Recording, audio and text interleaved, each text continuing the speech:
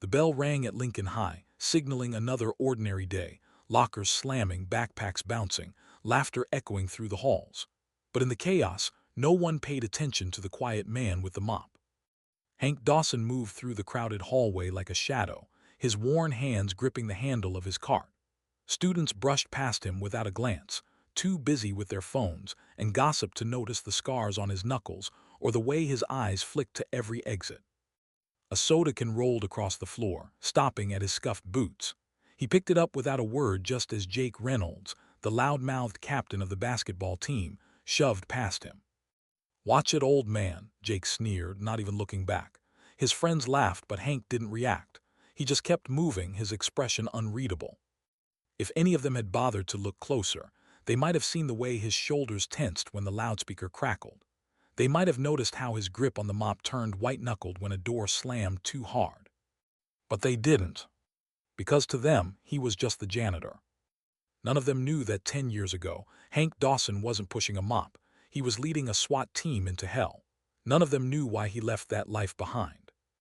And none of them had any idea that in less than an hour, their lives would depend on the skills he tried so hard to forget. The warning signs were there, if anyone had been watching. But no one ever watches the janitor. The morning sun slanted through the cafeteria windows as students shuffled in for first lunch. Hank Dawson methodically wiped down tables, his movements slow and deliberate. The familiar rhythm of his work was almost soothing, squeak of the rag, clatter of trays, the hum of teenage chatter. At table 7, Jake Reynolds held court, his voice louder than necessary. "Bet you $20 Coach benches Thompson by halftime Friday," he crowed, slapping a palm on the table. His girlfriend Mia giggled, twirling a strand of hair around her finger. Hank moved past them, collecting abandoned milk cartons. A glob of ketchup splattered near Jake's elbow. "Hey, trash man," Jake called out, "you missed a spot." He dragged his finger through the red smear, leaving a streak on the polished surface. For the first time all day, Hank paused. His shoulders rose with a slow breath before he turned. The fluorescent lights reflected oddly in his eyes as he studied Jake for a heartbeat too long. Then, without a word, he wiped the mess away. Across the room, Principal Carter frowned at her phone. The local news alert showed a blurry security photo, armed robbery suspect at large. She glanced up just in time to see Hank's hand tremble slightly as he pushed his cart toward the kitchen. The bell rang, scattering students to class.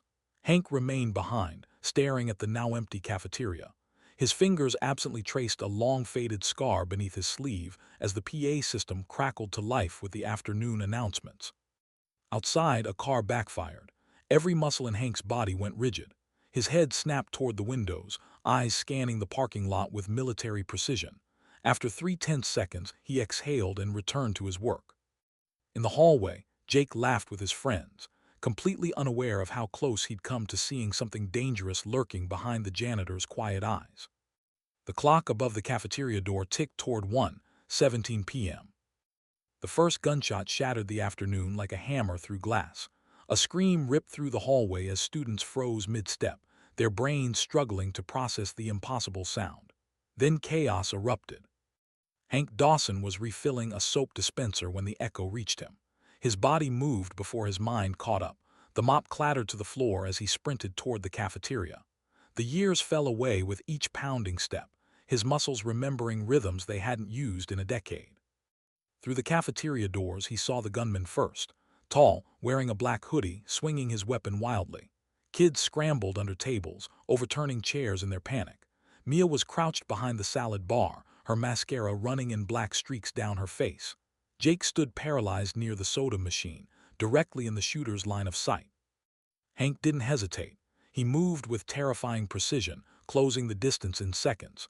As the shooter turned toward a crying freshman, Hank's boot connected with the back of his knee. The crack of cartilage echoed off the tiled walls. They hit the ground hard. The gun skittered across the floor.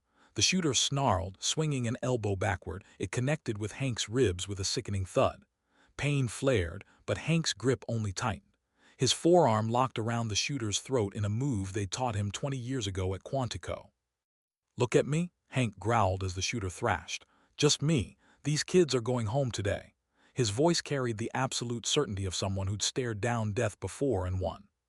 Across the room, Jake watched in stunned silence as the quiet janitor he'd mocked all year transformed into something else entirely.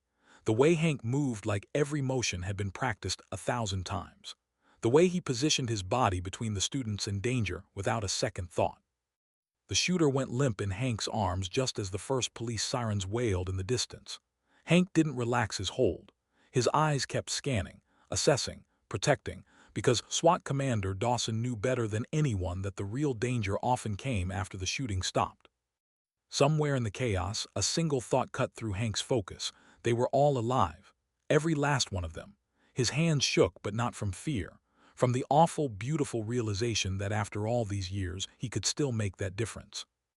The first police officers burst through the cafeteria doors with weapons drawn, only to freeze at the surreal scene before them.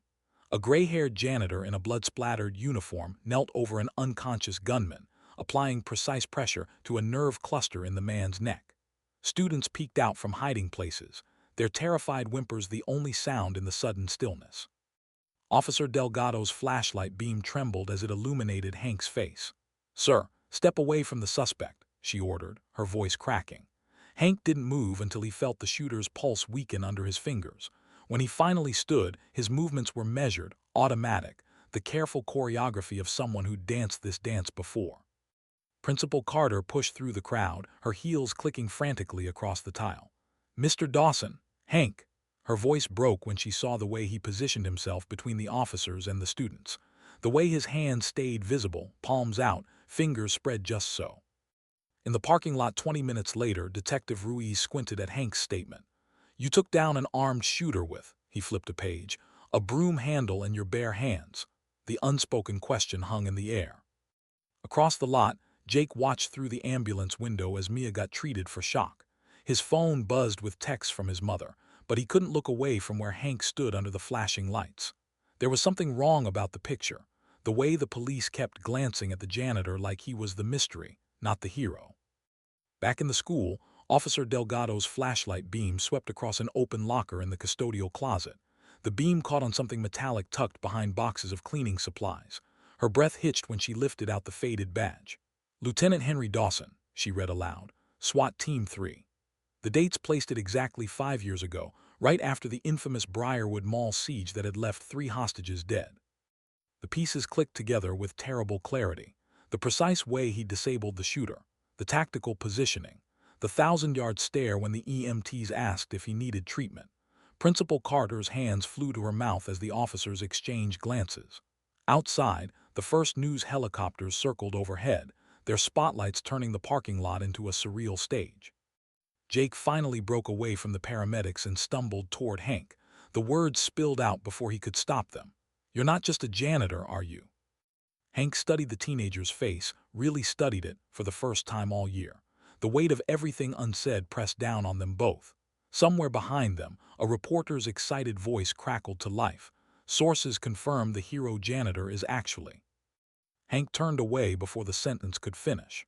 The flashing lights painted his face in alternating red and blue, erasing years and disguises with each pulse. For the first time in half a decade, Henry Dawson stood at attention. The news vans camped outside Lincoln High for 3 straight days. Reporters shouted questions through the chain-link fence, cameras zooming in on the janitor's closet like it held state secrets. Inside Principal Carter's office, Hank sat stiffly in a chair too small for his frame, watching his own face flash across the morning news. "Retired SWAT commander saves dozens," the chyron blared. Jake hovered outside the office door, shifting his weight from foot to foot. When Hank finally emerged, the teenager blurted out, "I'm sorry," so fast the words nearly tripped over each other. Hank paused, his hand still on the doorknob. The apology hung between them, for the soda cans kicked in his path, the mocking nicknames, the 1,000 small cruelties teenagers inflict without thinking. Down the hall, Mia pressed a handmade card into Hank's locker. The shaky lettering read, "Thank you," above a poorly drawn SWAT badge. She jumped when the real thing suddenly appeared over her shoulder, Officer Delgado holding out Hank's actual badge in a clear evidence bag. "He'll want this back," she said softly, her voice carrying a new kind of respect. That afternoon, the mayor stood on the school steps, droning through a prepared statement. Hank fidgeted with his tie too tight around his throat as the politician praised his quick thinking and bravery. The shiny metal around his neck felt heavier than it should. Flashbulbs popped as the mayor shook his hand, but Hank's eyes kept drifting to the second-floor window where a shadowy figure watched the school psychologist who'd been quietly monitoring him since the shooting. At dusk, Hank found himself back in the empty cafeteria. His fingers traced the fresh scratch marks on the tile where the gun had skidded. The silence was different now, charged with memory instead of indifference. When the faucet dripped, his shoulders didn't tense. When a chair squeaked, he didn't reach for a weapon that wasn't there. Jake appeared in the doorway holding 2 mops. "Thought you might want help," he muttered, not meeting Hank's eyes. The absurdity of the moment, a star athlete volunteering for janitorial work, almost made Hank smile. Almost. As they worked side by side, the rhythmic swish of mops filling the quiet space, something unspoken settled between them. The metal in Hank's pocket dug into his thigh, but for the first time in years the weight didn't feel like failure. Outside, the last news van finally pulled away, leaving behind only the ordinary sounds of a high school at dusk, a basketball bouncing, a locker slamming, the distant hum of a floor buffer. Normal things. Safe things. Hank Dawson exhaled slowly, and for once his hands didn't shake. The morning bell rang with its usual shrill insistence, but something fundamental had shifted at Lincoln High. Students no longer stepped around Hank's mop bucket, they moved with it, an unconscious dance of newfound respect. Even the freshmen straightened their posture when passing him in the halls, as if standing at attention for some unspoken review. Jake Reynolds became an unlikely ambassador for this change. He organized a school safety committee that met every Tuesday in room 214, with Hank as their reluctant advisor. The first meeting drew snickers when Jake fumbled through an agenda titled Situational Awareness Basics. But the laughter died when Hank quietly demonstrated how to barricade a door using only a textbook and a belt. Mia took to leaving coffee on Hank's cart every morning, always black, always in a disposable cup she'd scribble "Hero" on with Sharpie. By week's end, a dozen cups lined the windowsill of the janitor's closet, a makeshift memorial to small kindnesses.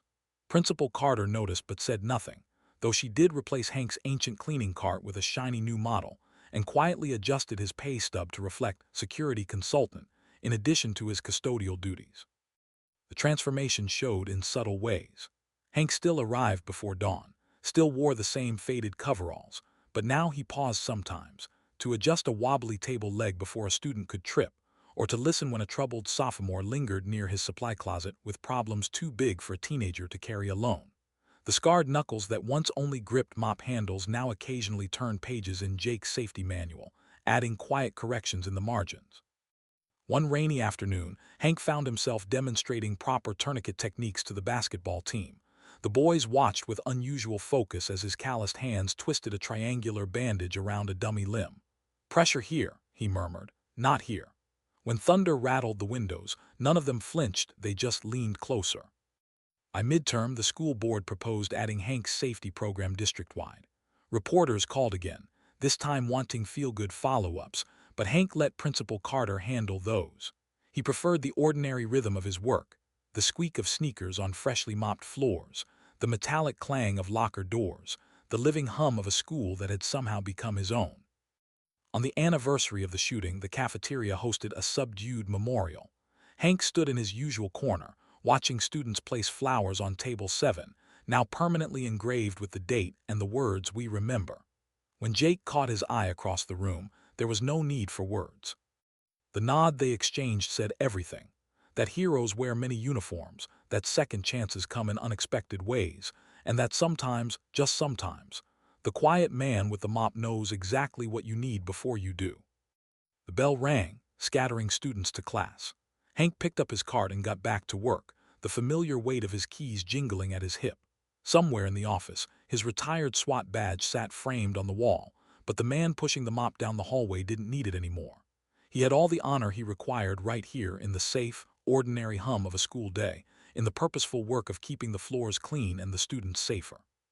And if his steps were a little lighter these days, if he sometimes allowed himself a small smile when the kids called out, "Morning, Mr. D," well, that was between him and the freshly polished floors. The sun dipped below the Lincoln High rooftops, painting the empty hallways in golden twilight. Somewhere in the building, a faucet dripped its steady rhythm onto Hank's freshly mopped floors. Outside, the last stragglers from basketball practice called out goodbyes, their voices carrying through the spring air. Hank Dawson stood at his closet doorway, one hand resting on the familiar wooden handle of his mop. The framed newspaper clipping beside his schedule, Janitor Hero Saves School, had faded slightly from sunlight. He touched the edge of the frame not for the first time, then turned back to his cart. The school had changed in these months since the shooting. New security cameras watched from the corners, their tiny red lights blinking like fireflies. Jake's safety committee had grown to 30 members, their meeting notes pinned proudly beside Hank's supply lists. Even the floors seemed to shine differently now, not from better chemicals, but from the care of someone who understood what these halls protected. As Hank pushed his cart down the quiet corridor, his footsteps echoed against the lockers. Past table 7 in the cafeteria, past room 214, where the safety manuals lay open on desks, past the principal's office where his old badge stood displayed beside last year's attendance awards. Each space carried its own memory of fear, of courage, of second chances earned in the most unexpected ways. He paused at the main doors, turning for one last look down the hallway. Somewhere in these walls were the echoes of gunshots that no longer made him flinch, of screams that had turned to laughter again, of all the ordinary miracles that happen when people choose to look out for one another. The janitor switched off the lights as he had 1,000 times before. But tonight, the darkness felt different, not empty, but full of quiet promise. Tomorrow would bring its own spills to clean, its own floors to polish, its own students to protect in all the small ways that never made the news. Hank Dawson stepped into the twilight, letting the door click shut behind him. Some heroes wear capes, some wear uniforms, and some, he'd learned, wear coveralls with keys jingling at their hips. The mop bucket wheels rattled across the pavement as he walked toward the parking lot, his shadow stretching long behind him in the setting sun. Somewhere in the distance, a car backfired. Hank didn't turn around. He just kept walking, one steady step after another, into whatever came next.